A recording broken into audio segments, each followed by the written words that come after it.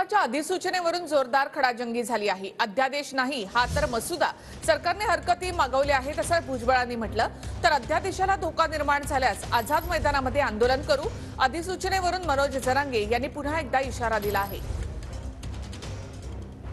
हा नोटिफिकेशनचा एक मसुदा आहे।